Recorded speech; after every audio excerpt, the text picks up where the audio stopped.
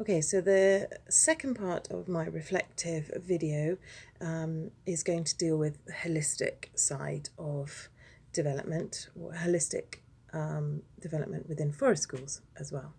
So in my mind, holistic development is an approach to a comprehensive learning system where the physical side of the individual, the social, emotional side, as well as the mind and spiritual side of each individual is looked at and is taken into account so that the growth of that individual, the whole individual, is that much more thorough.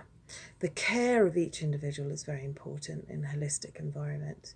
This style of education it not only focuses on the mere learning that's going on, but it also implements that learning within their day-to-day lives. So things that they have picked up in a forest school environment, a social interaction that they've learned how to deal with, they can then take those experiences home and work out how to deal with situations at home, having learnt in the forest school environment how to do so.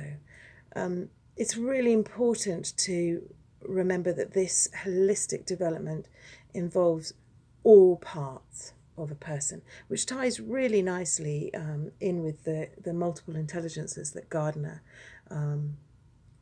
considers important, and indeed I consider important. I think I like to break it down into obviously social and physical, and emotional and spiritual, but when it comes to the mind, I'm talking about intelligence as well as communication. So kind of two aspects of that. So 6 mini subtitles if you want.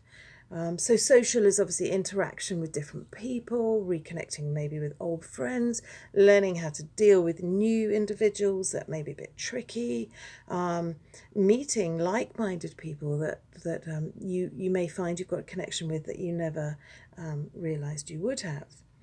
Okay, so the physical side is obviously exercise and fitness, but also things like challenging yourself to a physical exercise or task, like, I don't know, climbing a mountain or doing a bike race that you've never done before. It could be quite arduous, physically laborious, and obviously once you've achieved it, the sense of accomplishment would be huge. Talking about the emotional side of things, it's taking care of younger or less experienced people in your environs.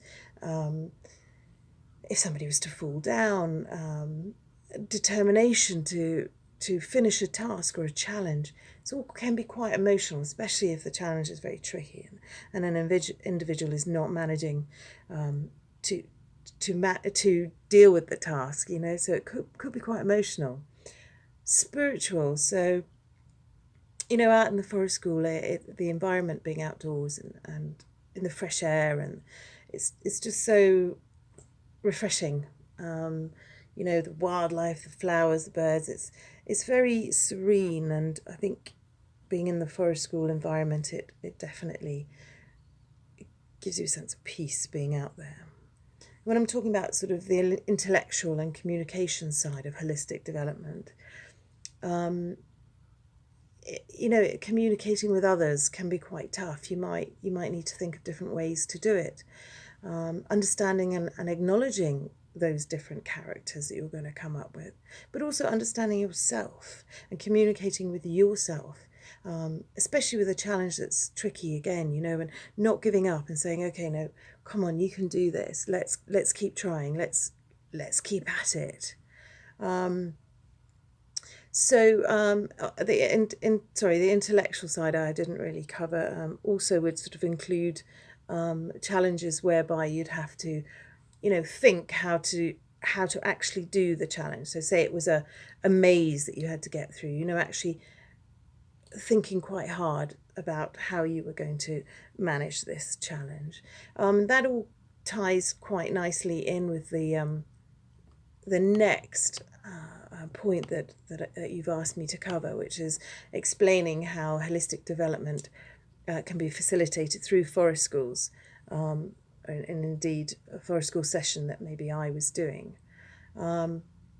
again, keeping in that same mind that a holistic approach is an all-inclusive philosophy. It would be based on each individual finding their own identity and meaning of life.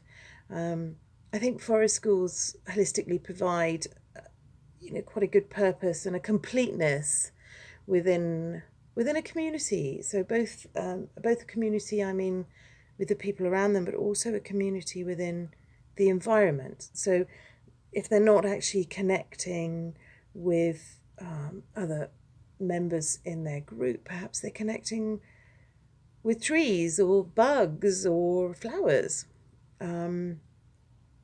So this is quite nice that you can actually do this sort of an al fresco holistic experience. Allowing oneself to develop holistically, obviously means we have to use all those aspects, the mental, the physical, the social, the emotional and spiritual parts of your characters. Again, engaging the all of us.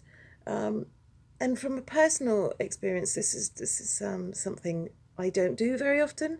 And in this last year, being exposed to the forest school approach and actually taking part in the course has made me much more aware of what I holistically need to be happy and to achieve. And I always knew that I was an outdoors person, but I didn't really appreciate to what extent. And now that I've become much more aware, definitely have benefited from listening to my emotional sort of holistic side. And I love being outside, and I can just sit and absorb it. The other experience I've had in that sense is that I've been taking groups of kids out in the afternoon in my regular school routine. So all morning, obviously, I'm in the classroom, and then for half an hour, I get to take a group of children out just past the playing fields, and we've got a little area.